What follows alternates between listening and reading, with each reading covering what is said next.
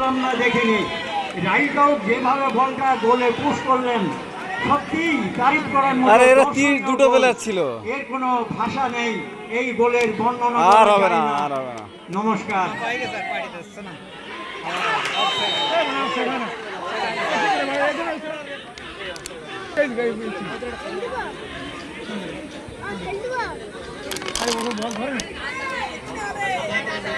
লিটন হয়তো নিচ থেকে শুরু করতে চাইছিলেন, বাট একটা পা কিন্তু চলে আসে বিপক্ষ দলের অর্ধে। রেফারি সহকারী রেফারি বিপ্লব মন্ডল অফসাইড ঘোষণা রেখেছিলেন।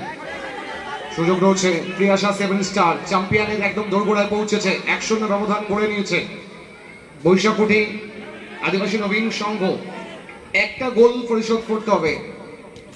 ফুটবল প্রতাপ, ডান দিক থেকে শুভ। 7 নম্বরে খেলাতে পারতেছে না, 7 নম্বরে খেলাতে। ম্যাচের রং কিন্তু সাদা কমলা জার্সিতে, ভারতীয় জাতীয় দলের জার্সিতে পিয়াসা 7 স্টার, লাল সাদা জার্সিতে বৈশাখুটি আদিবাসী নবীন সংঘ। বাহ বাহ বাহ বাহ বাহ, দারুণ দারুণ ক্লিয়ারেন্স দিল।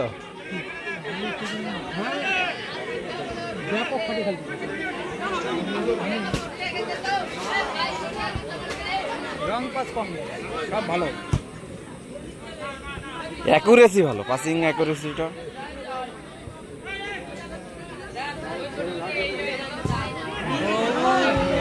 ভালো শট দে।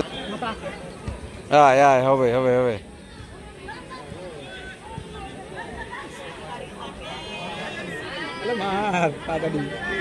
এবছরের ফুটবল টুর্নামেন্টে কয়েক হাজার দর্শক কিন্তু মাঠে উপস্থিত ছিলেন।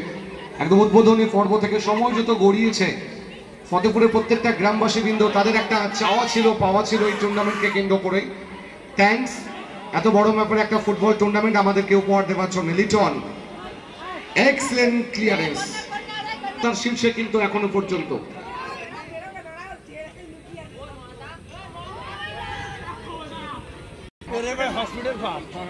হয়ে যাবে। অপরদিকে বৈশাখুটি আদিবাসী নবীন সংঘ এই সময়ে একটা গোল পরিশোধ করতে হবে। ভাই গোলে মার, গোলে গোলে গোলে গোলে। সুযোগ রয়েছে, সেকেন্ড গোলটা আসবে কি? লিটন শট, শেষ একটা গড়ে তুলতে চাইছে বৈশাখুটি আদিবাসী নবীন সংঘ। কিছু করার থাকবে না, গোলরক্ষক বাপ্পা দলের প্রয়োজনে ওভারল্যাপ করে উঠে আসতে বাধ্য হয়েছেন। শেষ অ্যাটাক বৈশাখুটি আদিবাসী নবীন সংঘ আউটসাইড কাট করে বল কেড়ে নিয়েছে বিপক্ষ দলের ফুটবলার। সেখান থেকে লিটন রাখতে পারেনি বাপ্পা। আক্রমণ নবীন সংঘ, শট, গোলরক্ষক সৌরিন তার ব্যালেন্স বল ধরে শুয়ে পড়। সময় যা বলছে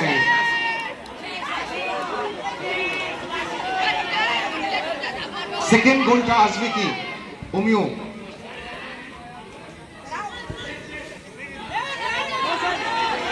বৈশাখুটি আদিবাসী নবীন সংঘ, শুভ বাদিকে প্রতাপ, শেষ attack, good ball, jersey number 11 Basu, shot,